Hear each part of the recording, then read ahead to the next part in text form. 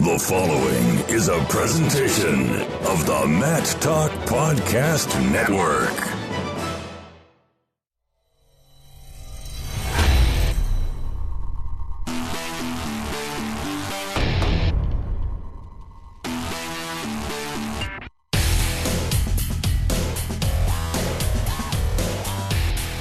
NWC Wrestling Convention down here in Daytona Beach. Finishing up a long business session of Division I chatter. We're with Karen Langston, Senior Associate AD of External Affairs and Capital Projects at CSU Bakersfield, also the chair of the NCAA Division I Wrestling Committee. Karen, welcome to the program. Thank you so much. Happy to be here. Meet.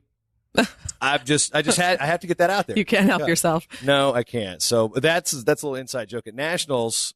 As I'm announcing with Brian Hazard, Karen's sitting behind me and it's like, kind of me a little Bakersfield love out there. And I can't really do it in a way that it's, showing partiality. So, out in the far mat, there's a kid that got to win in the consolations and meet, there's a fall by Bakersfield. So it's just kind of the Roadrunner thing. Unique mascot, by the way.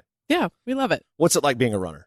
Well, in general, it's great. We have, we've made a lot of progress as a department over the I've been there 16 years, and we've made a ton of progress since I started working there. We've transitioned from Division II to Division I. We've moved throughout a variety of conferences and about ready to make another move there. Our wrestling team just continues to get better and better, as do all of our teams across our sponsorship. The discussion here is on wrestling, but your athletic background, you were a stud volleyball player from what I hear at Cal State Northridge. What was it like playing volleyball at such a high level?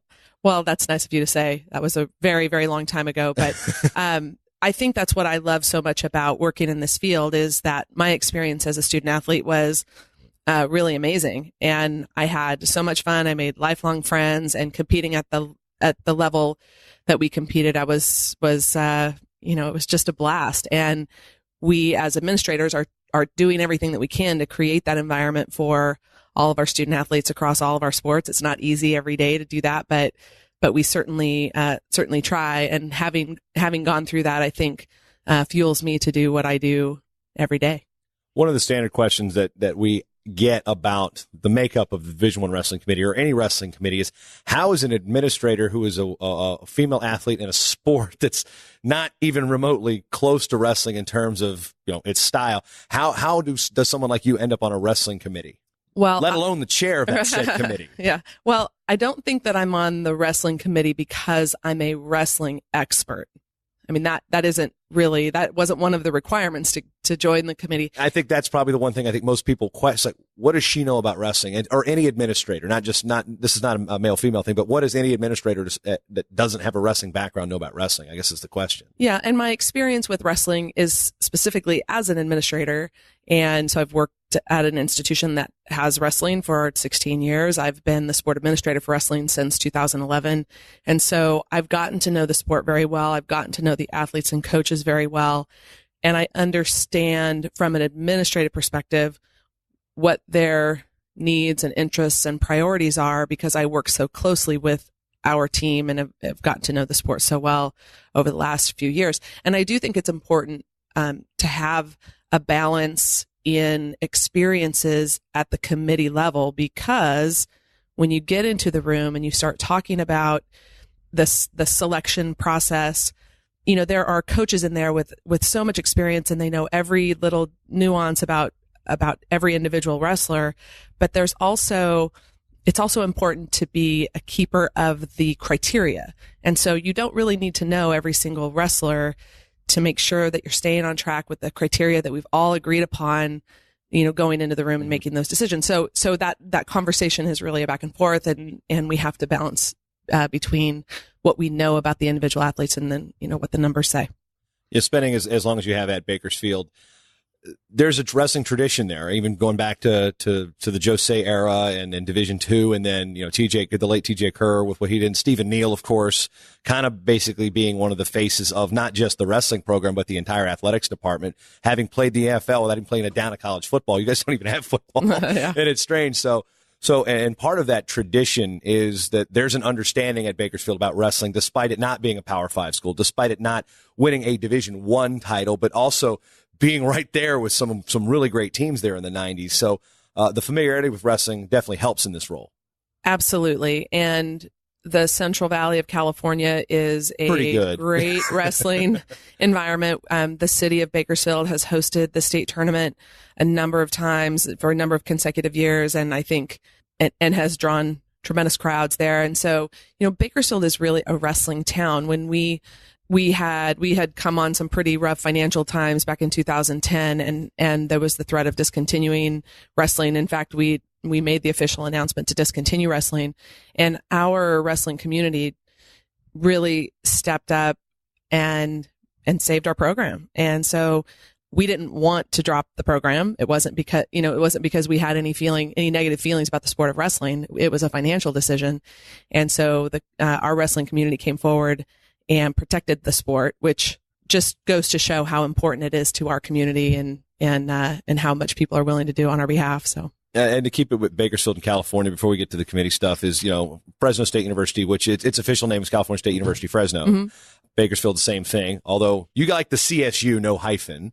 And then we've seen drops at Fullerton in the past. So, and there's been, a budget crunch and things of that nature, and not as many kids going to school. And when you have a drop like Fullerton, which is a pretty much a peer institution in a lot of ways, and then there's a school like Fresno that brings it back after dropping it, the health of ensuring a program at Bakersfield. I mean, how is that kind of now a focal point with a young coach like Manny Rivera and their California native? Really, his name still resonates with the kids. I mean, what's the attitude there about wrestling and its longevity right now? Well, I think that we consider wrestling one of our key sports. It is one of our most well-known. It's one of our most successful. So it's part of our fabric. And so I don't foresee any changes coming down the pipeline for wrestling. They will continue to be one of our 16 programs, and they will continue to be an important part of our overall offering. A new coach that's not officially yet been added to the staff, but there was a guy who may or may not have wrestled at Central Michigan and coached at Eastern Michigan with Roadrunner socks on in Fargo, waiting for the release to come out. But I can say it. I don't think you guys can say it, but Luke Smith's going to be joining the staff, which is pretty cool for Manny and the remaining staff there. Now, we can get to the committee stuff. The weekend here in Florida. When you first encounter a group of wrestling coaches as a committee member, what is your initial thought process? You're like, what did I get myself into? Or, how do I handle this group of rabid, very passionate individuals? Well, it's the thing that I love about wrestling. It's the thing that I love about the sport is there are so many people with such incredible passion and commitment to the sport overall. And yes, everyone is focused on their own success, their own athletes, their own recruits, their own, futures. But I do find it, the camaraderie is also very noticeable. It's very significant. I have been supported 100% from, the NCAA staff, Anthony Holman, and all the coaches and other members of the committee. I've been accepted wholeheartedly, and it's been a really great experience so far. And I just really enjoy being around people who are so passionate about anything, but particularly about something that I really enjoy as well, which is the sport. Yeah, the makeup of the committee. Explain how the makeup is and how many administrators, how many coaches, how many maybe the NCAA liaisons and such work. So the number of members on your committee is defined by the number of sponsoring institutions. So there are 75 Division I wrestling teams, and that puts us in a category where we have 6 members. And there cannot be more than, I don't know exactly how this is termed, but there cannot be more than 50% of any one type of position. So coaches, conference office members, and then administrators. And so there's a total of 6 for wrestling. 3 are head coaches, 3 are administrators. So, our coaches that are currently on the committee are Tom Ryan, Brian Smith, and Heath Esslinger, who's leaving the committee. He's leaving his position at Chattanooga. And so he'll be replaced in short order as we get back into working business in September. And there's obviously bylaws for that. There are. Session, yeah. There are. And then the administrators are myself and Phil Willey from Wyoming and Billy Walker from American University. He was the chair. He's leaving the committee. He's terming out of the committee. And so he's being replaced by Andy Noel from Cornell. And so wrestling guy. Yeah. And so once we get Heath's position filled, the 6 of us will carry on the business of the committee. And we have a lot of help. Having Anthony as our liaison is amazing because, he is He's the greatest. So he puts on a great championship, and we're lucky to continue to have him associated with wrestling. And he's been a real pleasure to work with, easy to work with. And the supporting staff provide us with all the tools that we need. They provide us with all of the statistics and information that we need to make good decisions on behalf of the championship and the wrestlers that are involved. Yeah. And as far as Anthony's role, like, explain how, say there's a discussion right now about how this football red shirt rule is going to possibly impact other sports. And, Greg Dana from the NCAA was in there explaining certain ways on what wrestling can do to submit this. And how does the wrestling committee tie in with the NWCA and then getting rules from the membership through to the NCAA committee, through to the NCAA? How does that structure work? I'm still learning a lot about that, to be really honest. The NCAA has a timeline for considering legislation. And at the Division I level, I think Greg was talking about it has to be submitted by September 1st or September 15th or something like that.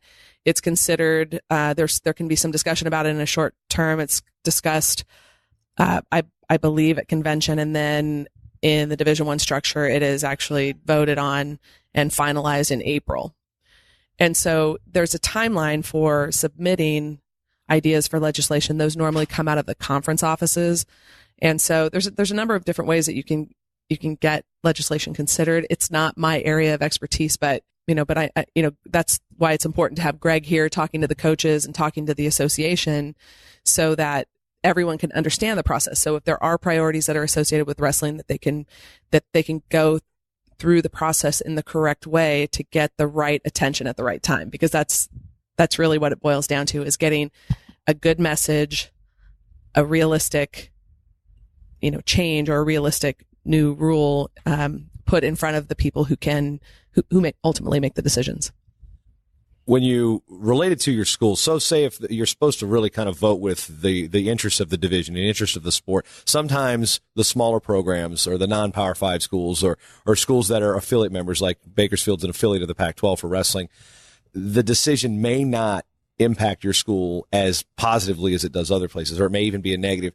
How how hard is it to kind of divorce yourself from Bakersfield versus I'm a committee member? I'm for Bakersfield, but this is sports specific. I mean, is that type of situation, do you envision be pretty tough, obviously? Well, yeah. And we haven't been faced with anything like that. I would say that from a sport administrator perspective on the campus at Bakersfield, I have an obligation to understand how new proposals would impact our program. And we would hope that a vote would go in the direction that would most benefit our program. I think everyone would feel that way. But there are times when a vote will go into the conference office, and then the conference office will take the majority vote forward, in the form of a proposal. So I think you want to voice what's most important to your own institution and vote accordingly. But we don't always have a vote in the room, every single time. Okay. So that is consistent with what's most important to us. So, and as far as the seating goes, with the national championships, there was another presentation about that. So if they're like, for example, if you guys are discussing seeds and a Bakersfield wrestler comes up, you have to leave the room. Is that how it works? I do. Okay, just for full disclosure, that there's no lobbying or anything. You can't even be in the vote. No.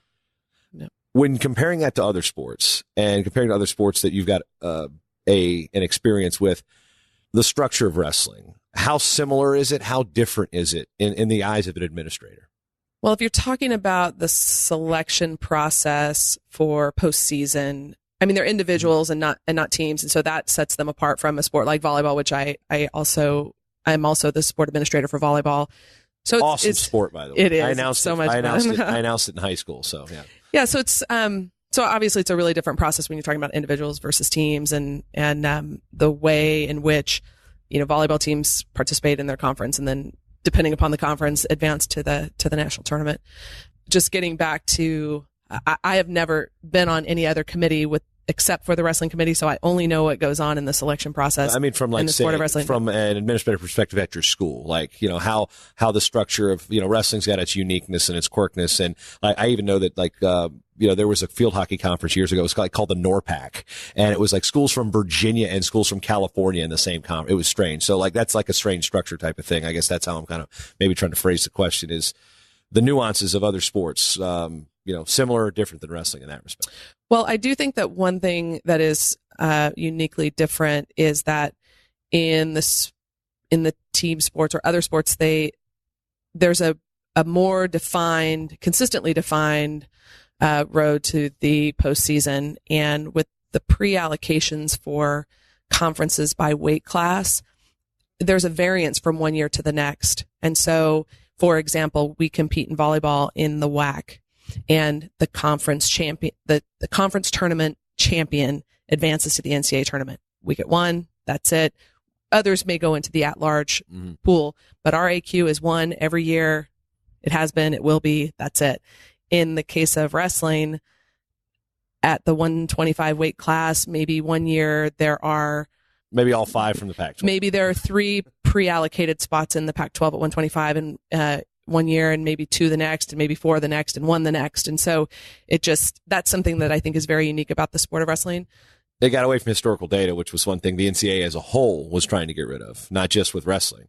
That was the discussion in 2007. I remember when we were actually, it was Tom Ryan who actually brought up the whole, there were so many of these models at the convention in Tahoe, and it's like, Tom's just like, why don't we just use current year data? And that changed the argument. It's funny how I think that was the moment that this convention really became relevant in the eyes of the coaches, and the NCAA really paying attention to it. But back to the committee stuff, and that's really where I'm unfamiliar with how it works. And of course, you're coming on as the chair.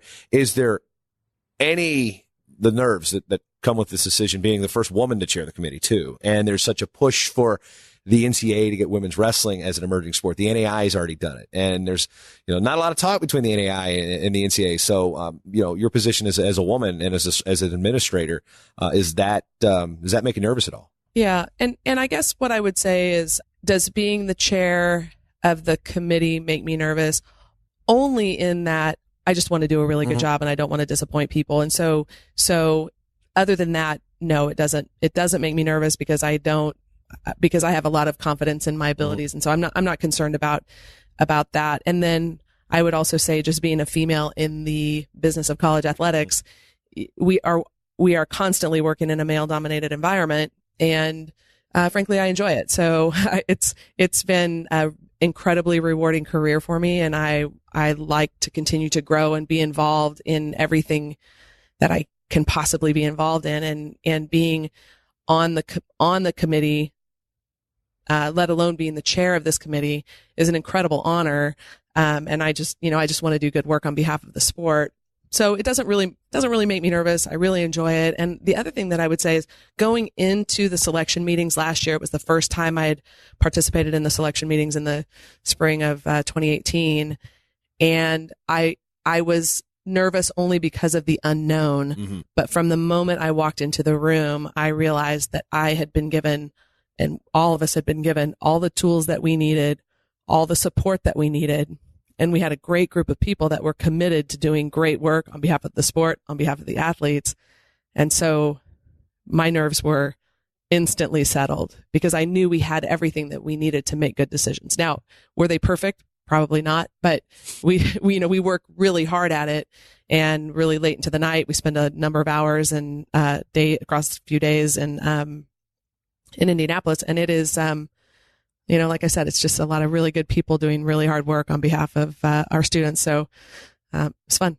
Cart before the horse question. How cool would it be to eventually be the chair of the NCAA Women's Wrestling Committee? That'd be great. I'd love it. Cart before the horse. I mean, so for those who are interested, where do you, maybe a personal opinion, where do you see, how soon do you think women's wrestling will be an NCAA sport? Oh gosh, I really have no idea. I really couldn't say because it's not emerging status yet. Got the status yet. Yeah, that's just a process that I'm not incredibly familiar with. And so, I think one step at a time is the point probably. I'm not going to go one step at a time with the next question. To another cart before the horse question. Oh no. Because the level of women's wrestling and girls wrestling in California is amazing. You see that every year at the junior nationals. They're winning the cadet titles, team titles. They're bringing tons of girls. A lot of their women are now coaching at the college level, and there are going to be a lot of first generation college students out of that demographic as well. How likely do you think if cart horse, it becomes an NCAA emerging sport, do we see a Cal State insert school here, or Bakersfield or Northridge or somebody, say, hey, look, there's a built-in student base here. How soon do you think a school in California, whether it be a UC system or state system, adds to the sport of women's wrestling? Well, I don't know the answer to that question. There are only, 4 or 5 schools in California that actually have men's wrestling now. So I think those would be the most likely to add it first. I don't know the answer to that. But what I would say is, I think that the life experiences that all that young people get out of the sport of wrestling, young men are getting out of the sport of wrestling now, if those opportunities were extended to young girls, I think it would be amazing, because I think the experiences that come out of wrestling are so positive that why not make those available to everyone? Now, in terms of the finances and the politics and all the things that go along with, adding a new sport to the NCAA structure, and then all the individual schools choosing or not choosing to add it, I think it's largely timing and a large number of factors. But I just see that being a natural fit. There's going to be a big school out there is like, yep, wow, we can totally run this, but just California girls eventually. Last question I have for you, and it's not about wrestling. It's about your career as an athlete. What was the most gratifying thing about being a college athlete? The most gratifying thing today about having had that experience is that some of my closest friends were made at that time. So closest friends and teammates and roommates and things that I had are still, my closest friends today. So that's was really what it was. It wasn't what it was all about then, because it was about, competition and pursuing success in a sport that I really loved and enjoyed. But the lifelong relationships that have come out of that sport, and also it drove me to this career and to where I am now in my career. So I enjoyed it. I was really fortunate. Division I NCAA Wrestling Committee Chairman Karen Langston, thank you for your time. I appreciate it. Thank you.